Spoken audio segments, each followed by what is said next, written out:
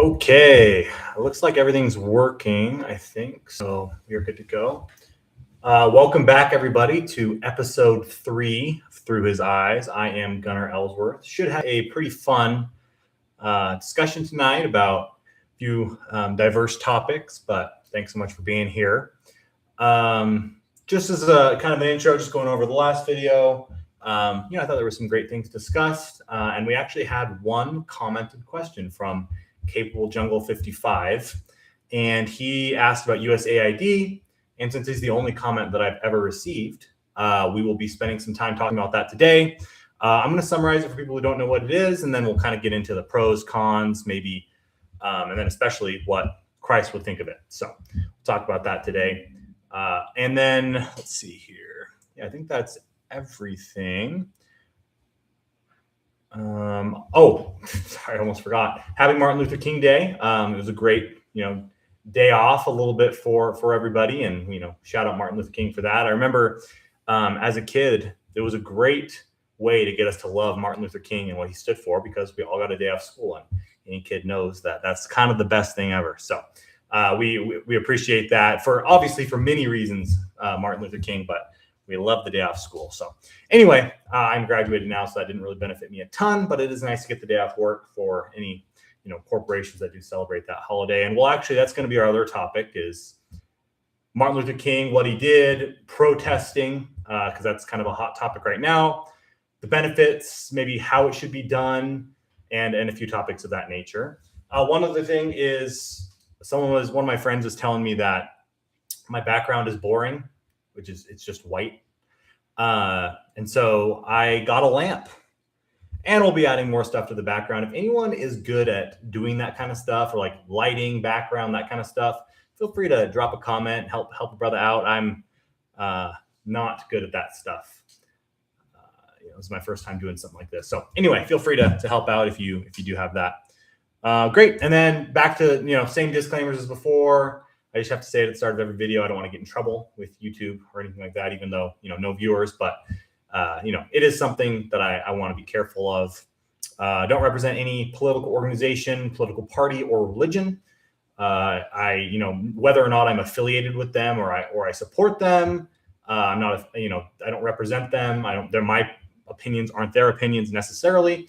I just try to represent Christ as well as possible with my thousands of hours of research on him and his mission and who he was as a person on earth and as the eternal God in heaven.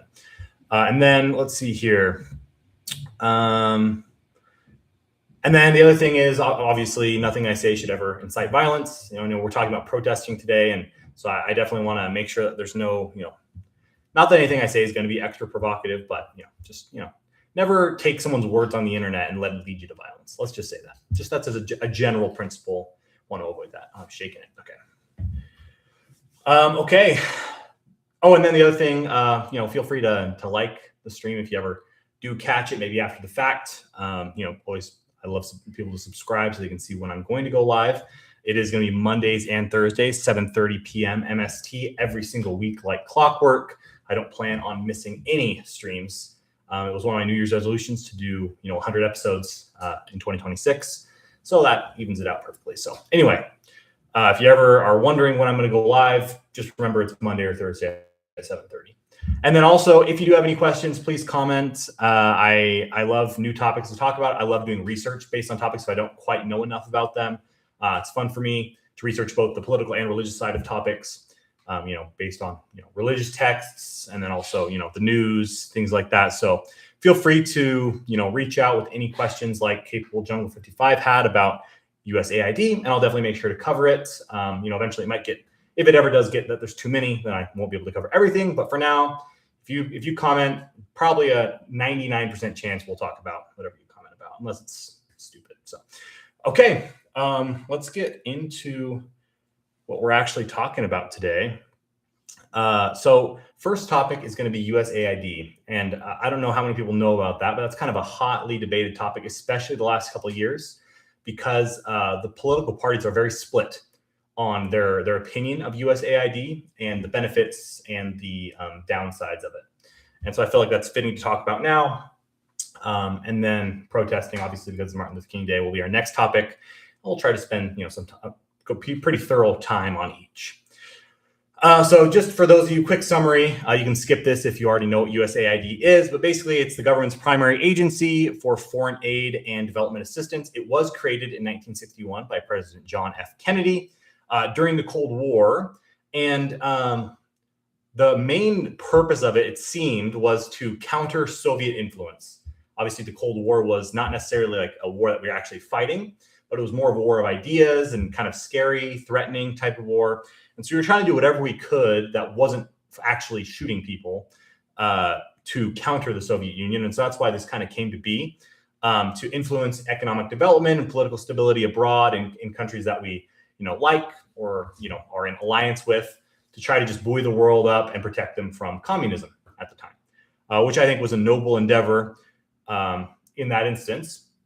However, it has changed over the years. I mean, obviously that was 60 years ago. There's been a lot of changes to USAID based on which administration is in office. And so that's kind of the thing. I'm going to go through the generally accepted pros and cons of USAID based on both my opinion, my study of religion, and just things like that. So the first one, we'll start with the pros. So obviously they have saved millions of lives. USAID, one of their primary missions is to prevent disease, AIDS, Ebola, things like that.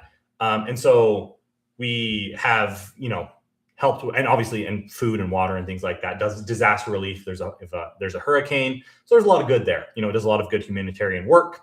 There's some good benefits of soft power, which is when the U.S. will influence regions without having to use force. We just have some influence, try to kind of pull some strings and help other countries, foreign nations, to improve their current situation. Additionally, global stability. It's excellent at reducing poverty in impoverished countries and bringing them into stability, especially if there's oppressive regimes or otherwise bad things going on, corruption going on in countries. That can be a benefit of USAID, reducing that. And then also economic benefits for the U.S. If we help these countries, they'll become trading partners. A lot of times countries will have vast wealth that they're not using. For example, oil, precious minerals, or they call them rare earth metals, which necessarily aren't rare, but the quantity we need them in is so great that they're basically considered rare. And then, so yeah, we can help develop those countries, give them an infrastructure, and so then they can be a trading partner with us and make us just richer. And then, of course, it's cheaper than war. The United States, one of our missions, I think, is to affect change in the world, positive change. And this is a lot cheaper way to do it than to, blow them up, because, missiles are expensive, and also, human life is valuable, and we don't want to end that. So those are the generally accepted pros. I think both sides would say that, in USAID in its purest form, if it's doing those things, that is good. And so I think we can all kind of agree on that. However, there are bad things that come along with it. And I would say my general perspective on USAID is it's great in theory. It is not so great in practice, how it has been done, at least the last couple of years. And I'll get into exactly why that is in a second. But some of the cons associated with it is waste and inefficiency. Sometimes the project will fail. There'll be corruption. There'll be kind of greedy people skimming off the top. It won't be managed very well. It won't be overseen very well. And so the money that's put into it, which is our tax money, just gets wasted. And so that's not a good look, especially because that tax money is valuable, especially to us who pay it. And when they waste it, it gets people very angry, and it shouldn't be wasted. And that is a major problem with USAID.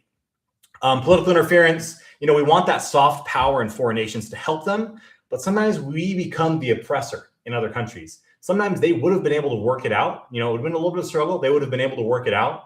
But we kind of overstep our bounds, and then we become the oppressor. And so we have to avoid that. Dependency, the classic parable, give a man a fish, he'll eat for a day. Teach a man to fish, he'll eat for life.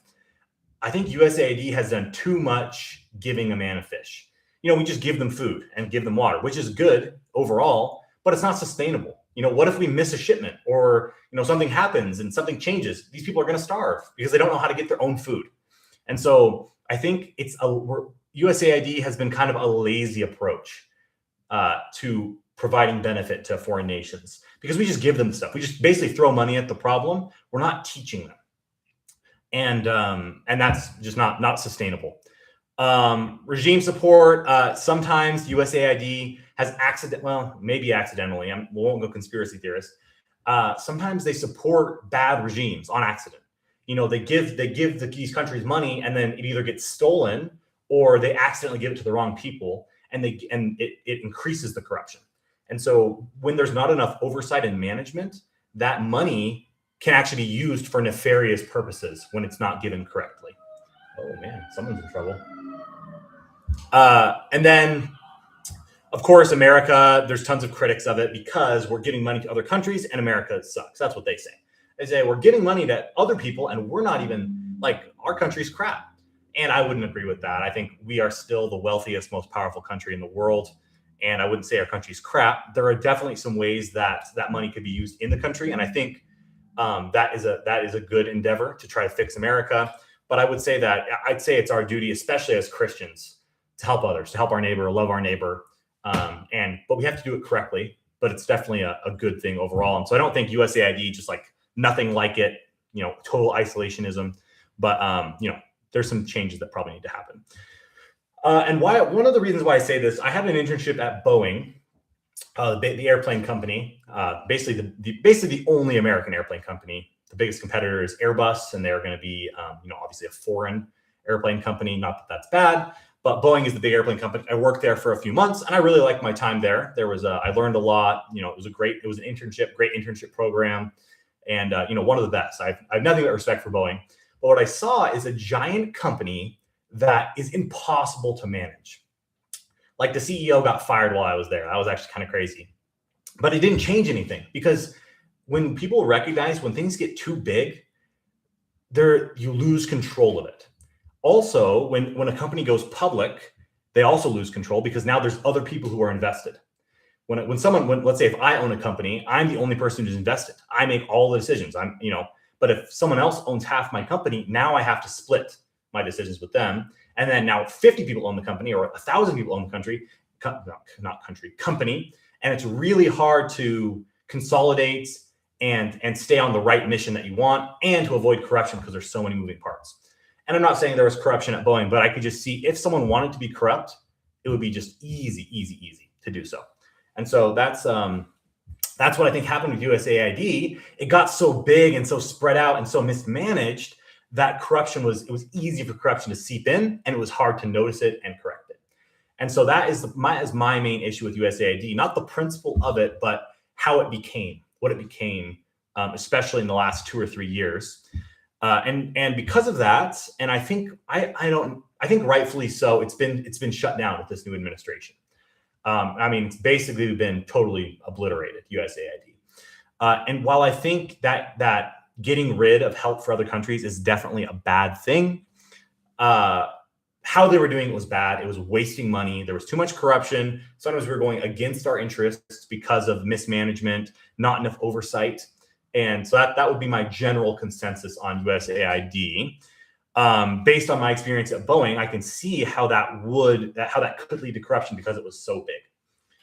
And so something I've noticed is the religion that I am a part of, they treat the money given by the contributors, they call it the widow's mite. And if you know the story of Jesus and the widow, I'll just tell it really quickly. Basically, there's everyone's giving tithes to the church. And this big rich man brings tons of money, tons of gold, tons of silver, and puts it in, the charity bucket or whatever. And, it's a bunch of money, but he still has a ton left. And a widow comes and she just gives one coin, one mite, which is one of the currencies of that age. And, it's basically nothing. But Jesus, teaches about this, and he says the widow gave more because she had less. And because of that, even $1, every dollar of money given to these programs from taxpayers, I guess tithes in church, but taxpayers in America, it needs to be treated basically as sacred funds, because you are taking money. They don't want to give you money. It's not a donation. It's different. This is like you are forcing them to pay you, America. And so that money needs to be treated as sacredly as tithes are treated, I think, in churches. And while I don't think that a church should totally run USAID, because I just think that's not necessarily in their interest, they usually have their own humanitarian programs, and it would be hard for a smaller organization to manage that much money and manpower. I think USAID should be a government program, but it needs to be like micromanaged, and that money needs to be treated as sacred funds. And that was just not the case at all. And so that's kind of my take on USAID. And Biden, when he was in office, he expanded it, made it bigger. He actually increased what the money could go to. And some of those things, I don't know, I mean, you see the thing with Doge where they're like cutting these programs that are like kind of outrageous, the Sesame Street one or whatever. Biden kind of expanded what USAID could cover, and Trump kind of closed that and kind of swung the pendulum way the other way, basically closed it down. And so, you can kind of debate on that. I think that that's a good program, like I said, but fraud is always bad. And so that needs to be avoided at all costs, minimized, while still keeping these programs in action. And I think that, more oversight, you just need better people in it, and that's the hard thing, because there has to be some level of goodwill from these people, because when you work at a nonprofit, you just can't get paid that much. It just looks bad. You can't get paid that much when you work in a nonprofit. If you see the head of a nonprofit making millions of dollars a year, you're like, wait, that doesn't make any sense, right? And so these people, they have to have some love for what they're doing. They have to be okay, I'm not going to make that much money, but I'm helping people. And it's not that hard of a job. They're giving you money. They're just saying, hey, spend this on these people. It's like, you don't even have to earn the money. The government just gives it to you. So there has to be some level of compassion. I think that's the only way that these programs work, is someone has to have, a sense of duty. And what that means is everybody has to have a sense of duty to their country, to other people. There has to be goodwill. And that's why I think Christianity is the answer. If everyone treats that money sacred and has it in their heart, not necessarily to benefit from this, but to help other people, that is the only way that it's going to work. And so that's why I think it has to be run by a righteous organization. And, we need righteous people in our government. That's something I factor in when I'm voting. Who do I think exemplifies Christ the most, and what his principles would be? And, it's hard. I don't really see that from either side very often. So selfish and so mean. They're so mean to each other. It's like, man, so mean. I don't know. Maybe we're too far gone, but I think if people just weren't so mean, maybe they would have better results. I don't know. I would vote with someone if they weren't mean, but anyway, it's just mean both ways. Okay. Yeah, that's kind of what I wanted to talk about with USAID. Oh, the other thing is NGOs. I don't know if anyone knows what NGOs are. They're non-government organizations. And how USAID spends their money is they give 50 to 55% of their money. They just give it to these NGOs. And these are going to be organizations like the American Red Cross, Doctors Without Borders. They're these nonprofits that go out and do good things in the world. However, when you give them the money, you lose the oversight of the money, right? You just said, okay, here you go. And, there can be some inspections and things, but when you give them this money, they just can do whatever they want with it. And there's not even that strict of a system of okay, what did you do? Report back. What did you do with the money? They can just kind of ramble off some nonsense like, oh, we did this, this, and this. And, it's hard to check if that's true. And so one of the hard things about it is when that money is transferred to a new organization, it's hard to manage how it's spent. And so another thing I think with USAID is NGOs need to be treated very strictly, if used at all, or either need to treat them more strictly, or, and I know that sounds kind of counterintuitive, like they're a good organization, but sometimes they aren't. So they need to be treated more strictly, or they just need to divert all power to just a strictly government organization, and they see it all the way through the supply chain. They say they obtain the money from the taxpayer, the same people who obtain it, go out to these countries, spend it, decide how it's best distributed, give it to the right people, make sure it doesn't go into the hands of the cartel or the corrupt, oppressive governments. And that way that money is treated, like I said, sacred. It needs to be seen all the way down the supply chain in order to increase control. And once those systems are in place and they're going well, then we can start kind of laying that off. But I think we could take, half the IRS and just put them on that instead. We've got so many IRS agents. If we could put them on that, help other people, and that would be an excellent way to go about things. And so NGOs, good in theory, you lose control and corruption can be rampant. I'm not saying that every NGO is bad. I'm not like criticizing the American Red Cross, but I'm just saying that it's easy when you're just giving them the money. It's easy to do that, and we've seen that. So anyway, great. Okay, that's kind of what I want to talk about with USAID. That's going to be the main, or that's going to be kind of the primary topic. I do want to get into protesting, especially with our holiday that we're celebrating today, and so I do want to talk about that before we go. And yeah, again, if you have any questions, want any follow up on that at the beginning of the show, I will try to go into any questions. I might not go into them as in depth as that, spend a whole 20 minutes on it, but I do plan to at least answer questions. And if any are said in the chat, I'll answer them at the end of the stream instead of the next stream. So anyway, let's see here. Yeah, I got nowhere to be, so I'll take as long as we need here. All right, let's get into protesting. So I've done a lot of research on protesting the last few days because it's such a hot topic. We see a lot of protesting happening in Minnesota with the ICE protests, and some bad things are coming out of that. So I got to fix this. Yeah, it's all right. Obviously, there was the protest so the ICE protests are a big one. No Kings was a big one, recently as well. And I think kind of going back a little bit further would be January 6th, those riots. Those are kind of the three that I'm going to be looking at. Can we kind of protest on both sides? Obviously 2 for the far left and 1 for the far right, getting in there. And so I want to kind of bring those up. But first, I want to talk about what makes a good protest. And this is what I've determined based on my research and my critical thinking of what makes a good protest. So the first thing is the public needs to not already know about this, because one of the main points of a protest is to raise public awareness, because the people in the protest aren't going to affect the change. What the change happens is people see the protest, they say, wow, this is something that's good, I want to fight for this, and then they go out and do it. And it's a big group effort. And so it needs to be something that everyone wants to fight for and that everyone doesn't really know about. Second, there needs to be like actual citizen power behind it. There needs to be some sort of power. You either need to have an overwhelming number of people. You need to either be a really successful boycott. There needs to be something that happens that's like powerful behind it. You need to have powerful people on board who have money to throw around. So there needs to be something behind it. And so because of that, it needs to be really organized, right? It needs to be an organized, strategic, planned effort. It's not just going to be a couple people going on the street with a sign, right? That does nothing, I promise. It needs to be big, organized, and that's how it works. And then 3, it needs to be aggressively peaceful. I would almost say violently peaceful. When protests get violent, it ruins it. It immediately ruins it. And what I like so much about Martin Luther King's, and I'll talk about this in a second, is even when there was unjust violence done against them, they didn't fight back a lot of times. And so the fact that they were so peaceful galvanized the public and helped them a lot. So, some of these protests, they get not peaceful anymore. And that's not okay. You can't be obstructing other people. It's got to be just something that you show people you mean business without just ruining everybody's lives. So anyway, we'll get into that in a second. Those are my 3. It needs to be something that the public isn't fully aware of.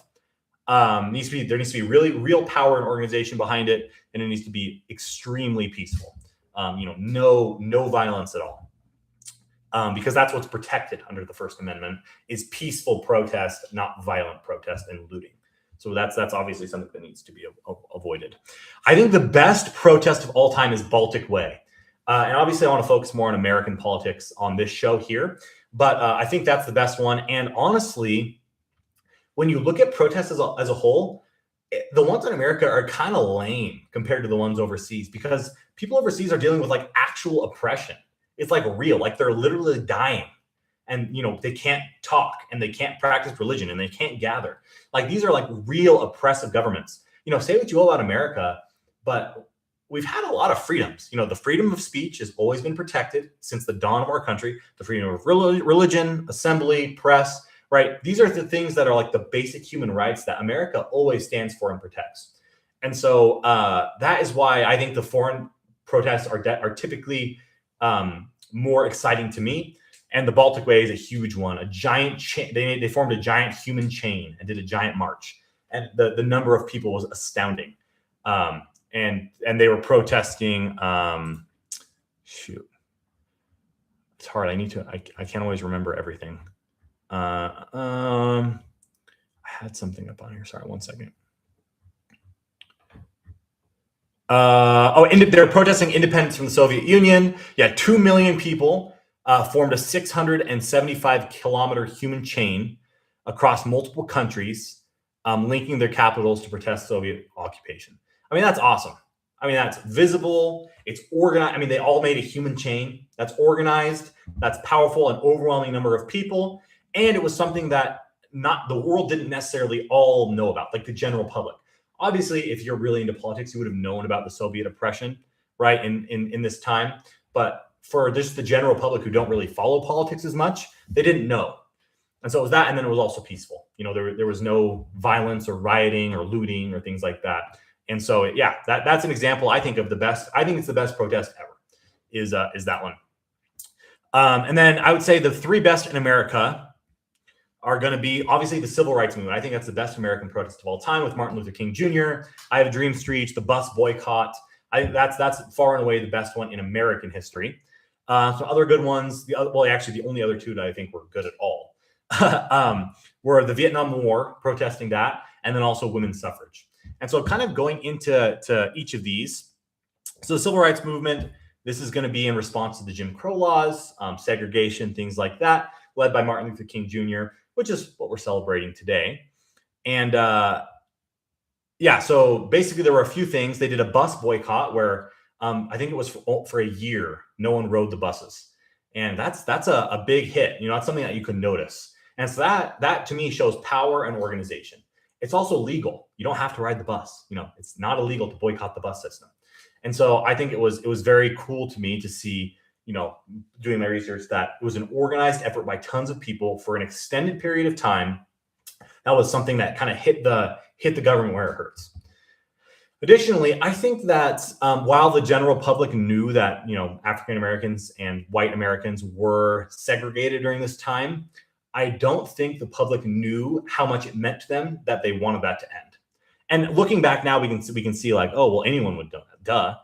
But the principle of separate but equal was so ingrained and propagated into the people of America during that time that I don't think that the public generally all knew, like, hey, we don't want this. Like, this is bad.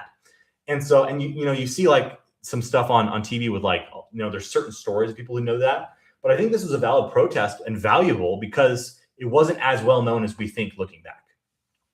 And so I think it checks all three of my boxes. It wasn't as in the know, it was organized and powerful, and it was peaceful. Like I said earlier, you know, they got sprayed with hoses, tear gas, things like that, and they didn't get aggressive, right? They stayed peaceful, and that really galvanized the public. And obviously, you know, equality is very prevalent today. We've fixed that problem because of this protest. And that's how it's supposed to look. That's how a protest is supposed to be. Next is Vietnam War. Checks all those boxes as well. I don't think that the government knew how angry America was about this before the protests, about the Vietnam War. And so that protesting helped. It did lead a little bit to the Vietnam veterans who didn't choose to go there, kind of getting ambushed and treated poorly. So I think that was a negative effect of that, but it got us out. And, you know, large numbers, peaceful, same thing. Same thing with women's suffrage, right? Women getting the right to vote. This is going to be a lot earlier than both of those other two. But I think similar, you know, it worked. It was a large effort, a large group of people. It wasn't something that was widely accepted, like women should have the right to vote. And so that was something that was a great change that happened because of that protest. Now, with those three protests now, I will say, I think that now protesting is kind of outdated. I think that, you know, up until about, you know, 60s, 70s, 80s, maybe it was okay. The problem is in the last few years, the access to internet information has just increased so much. Like, let's take the ICE protest, for example. Like, everybody knew you didn't like ICE before the protest. Everybody knew that. You know, I mean, you could ask a 10-year-old kid at a random elementary school, like, hey, how do the Democrats feel about ICE? You know, how do these radical left people feel about ICE and illegal immigration? And they're going to be able to tell you. I mean, it's impossible to avoid that. So the problem with these ICE protests is everybody already knows. Like, you're not galvanizing anyone. Everyone knows and has mostly made up their minds about this. And, you know, obviously there's bad things that happen in these protests, but you're not swaying anyone. The other thing is, 51, 50, whatever the amount that voted for Donald Trump, it wasn't like he did this secretly. He was telling you he was going to do this, and 51% of people support this. And so you're protesting something that half the country like vehemently disagrees with you on. And so I just don't think there's as much impact as you think with these protests. And I'm not to say, and I never want to say that you can't, or even necessarily that you shouldn't protest, especially if you feel strongly about something, you feel like it's, doesn't align with your values, like we talked about in the first episode. But I just don't know if it's the best way to go about affecting change. Same thing with no kings. Like, we obviously don't have a king. That's just it. It makes people. It's just kind of it just doesn't really make sense. And I think that one actually had the benefit of being pretty organized, and I think that was powerful for a lot of folks. But like, everyone knows how you feel about Trump. It like, the protest is just like, okay, we get it, And I also, especially with anti-ICE and no kings, I think those have turned violent a lot, and that's obviously not something you want for protest. Same thing with January 6th. That's definitely not a good one, right? They were protesting that they think Donald Trump won the election when in fact, he lost to Joe Biden. And, I don't want to get into the conspiracy theories of like, was that valid or not? You shouldn't take over the Capitol, and beat up police officers. Bad, violent, right? Also, while it was pretty organized, it wasn't very big. There weren't that many people there. And then also,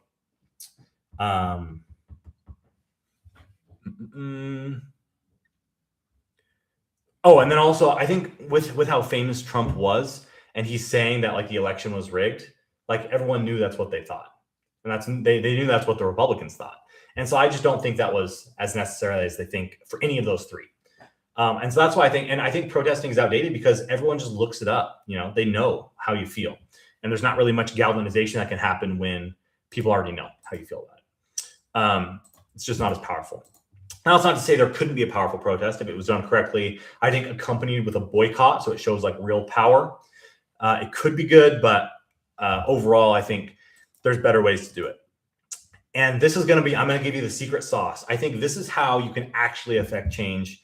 Because protesting, while it is good, it's a pretty low effort way to affect change. You just go out and like yell, and maybe it's cold, just put on a jacket, you just go out and yell and it just, I just don't think that's how you do it. I think it needs to be more surgical than that.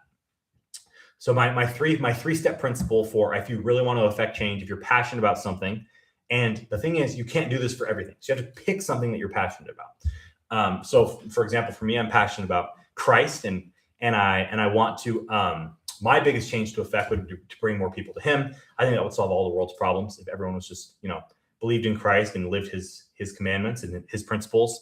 But I think the first thing is you got to get good. A lot of these people like who want change aren't good at anything. They like, you have to be good at stuff. You have to be a competent person and human. And a lot of these people going out to protest, like, do you not have a job? Like, how are you able to do this so much? So you got to get good at stuff. You got to be a competent and powerful person. You have to have money or some sort of influence or something, and not necessarily for the sake of having those things, but because that's how you can change things. You have to have some power behind you. So yeah, my first principle is to get good. You got to get good at stuff. And if you're not good at anything, you have no power, and you shouldn't be. You can't affect change yet. You've got to be good at stuff. And so that's what I would say. And I'm not saying that I am good at stuff. I'm obviously trying to improve every day, but you've got to have something behind you. Same thing is to get in. You've got to get into these organizations, either the government or big companies or even these NGOs or wherever you can, to get into a place where you can affect change, where you're, pushed to the front, you have a platform, a place to speak. Social media has helped a ton with this, where a lot of people can get on here, speak their minds. If people like what they say, they can follow them and listen to what they have to say. And so, you got to, once you're good, once you have the skills and you have the attributes, then you have to get in, you have to find a platform, a way to help, kind of create a plan for how you're going to get in and help. And then you make the change. Once you're in, once you have the ability, you have the means, and you have the skills or the attributes, then you get in and you make this change. And so this has to be kind of a surgical effort. It's just not something that you can just do in 1 hour. You just go out on your street and throw up a picketed sign. It's got to be something where you kind of are infiltrating. You get into these organizations, you get into these things that you want to change. And then once you have the power, you make the change. Whenever I've had leaders in my life or bosses in my life that I wasn't a huge fan of. Instead of being mean to them or protesting them or yelling at them, that never works. They just fire you, right? Uh, Instead, I just found ways to get to that level and then implement the change myself based on what I learned from them and the mistakes maybe they made or the things I didn't like. And obviously, if that didn't work, then I made another change. But I think the best way to go about doing that is to get in. It's get good, get in, and then make change. And I hope that my fellow followers of Christ, protest all you want. It's great if you have some free time, sure. But I think if you want to affect real change, that's really the way to do it. And I think Martin Luther King Jr., in addition to the protests, I think he was doing that. He was getting into these places of power. He was getting a place to speak, a platform to speak on. He was powerful. He was a powerful speaker. His "I Have a Dream" speech is obviously immortalized. He had the skills. He got into the organizations, and then he made the change. He didn't just one day decide to go out with 60 of his friends and protest. It was a giant organized effort, and that's how it has to be. And I just have not seen that with these most recent protests. They're kind of more annoying and they turn violent, and that's just not the way to do it.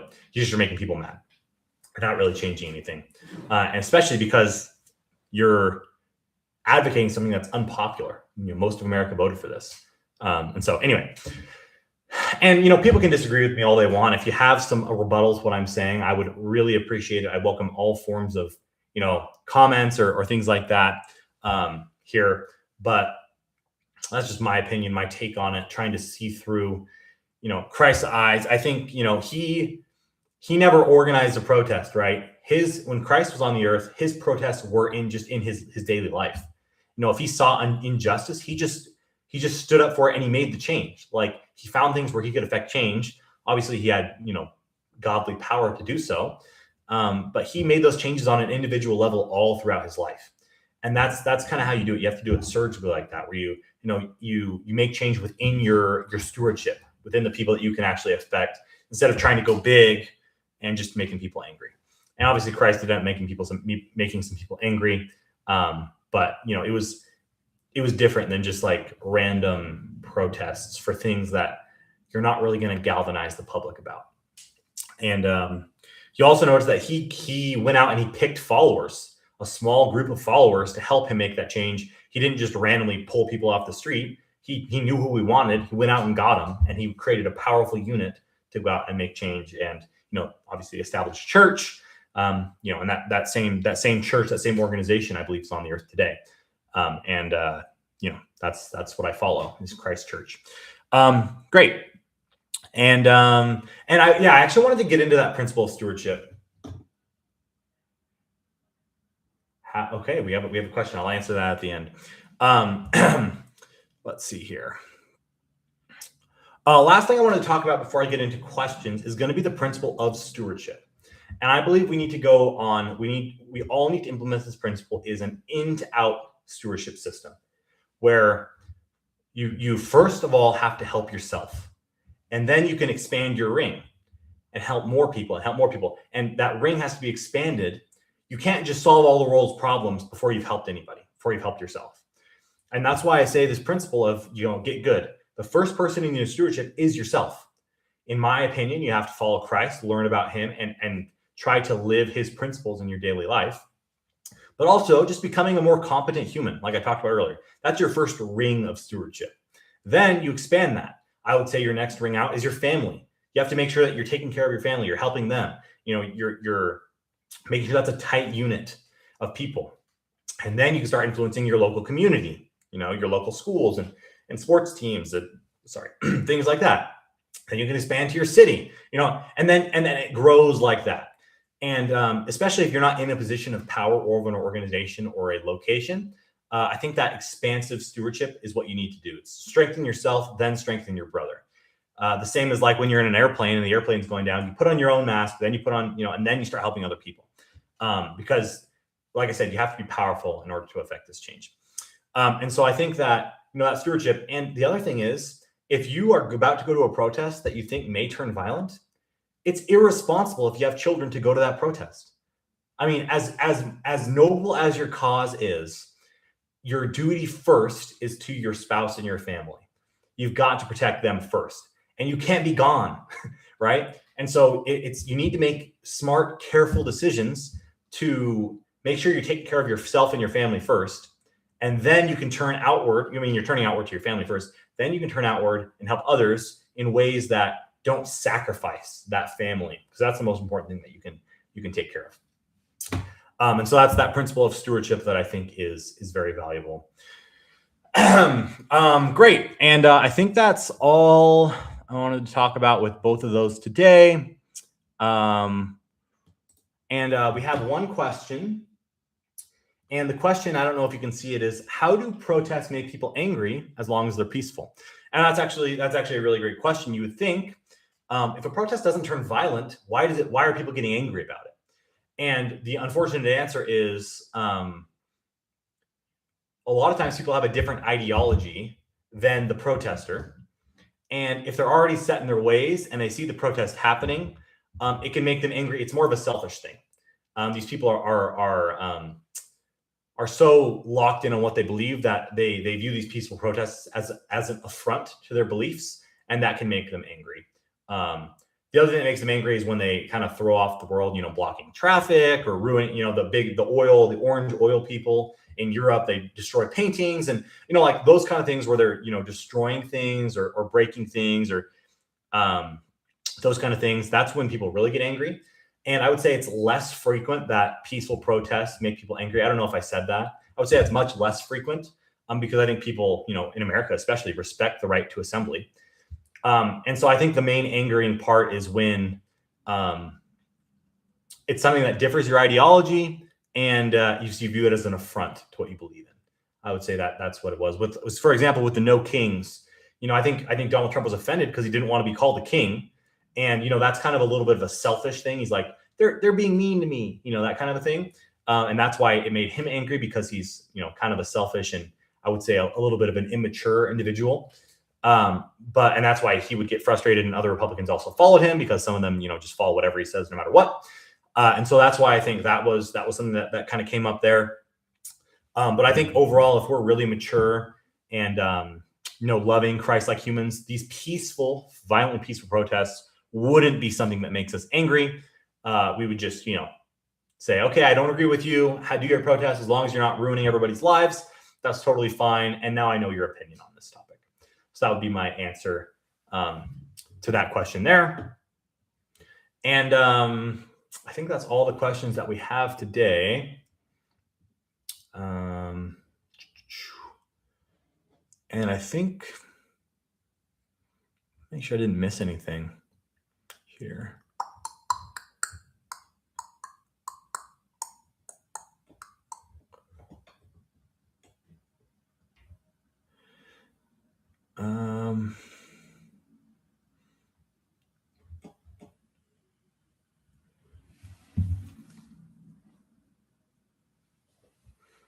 One other thing that I wanted to say, and this will be the last thing I say before I get off here, is I think that sometimes we protest for the sake of protesting. I think just as humans in human nature, the thing we're protesting has to be something that's like noble, if that makes sense. I think something, and we're going to talk about the Somali stuff, the fraud that's going on in Minnesota in the next episode. But some of these protests are like in response to protect these people who are committing fraud in Somalia, Somalian immigrants who are committing fraud in Minnesota. And so while I respect the right to protest, you always have that right. If you're protecting or protesting against something that is just generally bad, like no one is going to unless you're a lunatic, you're not going to say that fraud is good, like stealing tax money is good. And so when you protect that, when your protests aim, sometimes is to protect that. I know there's other reasons for the protests, but when people see that, they're going to get frustrated because they're like, why are you wasting your time and effort to protect something that is objectively bad to everyone just for the sake of protesting? And so I think, and we're going to get into that, on Thursday here, but I think that's another thing, is make sure that what you're fighting for is something that's worth fighting for. And for me, the things that are worth fighting for are Christ, my mission to help others to come into him, My family, making sure they're free, they're protected, they have a place to live, and then also my community, especially of fellow saints and also of people who I just interact with on a daily basis, helping them. And just people who live around me, people on the street, homeless people on the street, give them a McChicken. If I was a homeless person on the street and someone gave me a McChicken, I'd be very happy. Just like making sure the things that you're fighting for, the things that you're spending your effort on are noble and helpful to the people around you and actually affect change, instead of just, whatever, Fox News or CNN is telling you to fight for. So make sure you're making your own decisions. Like we talked about earlier, establish a set of morals, typically based on religious principles, and then fight for those things. And that's how you can really find your way in this so tumultuous time of both sides fighting each other. If you have internal, like, this is what I believe, that's going to help guide you on that path to developing an opinion and not just glomming on to one side, being a lemming, like we talked about earlier, and jumping off the cliff there's one cliff of Fox News, one cliff of, CNN or whatever the, MSNBC. You jump off the cliff, like, find the middle ground, not necessarily being a moderate, but find the principles that stand out to you that are important to you. Fight for those no matter which side they're on. And that's all I really have to say tonight. I hope that, this is interesting. And I hope that if there are any questions, that you'll either comment them or tune in on Thursday at 7:30 p.m. And I'll answer those as well. I thank everyone who watched and who came out. And I will see you all on Thursday. Have a great one.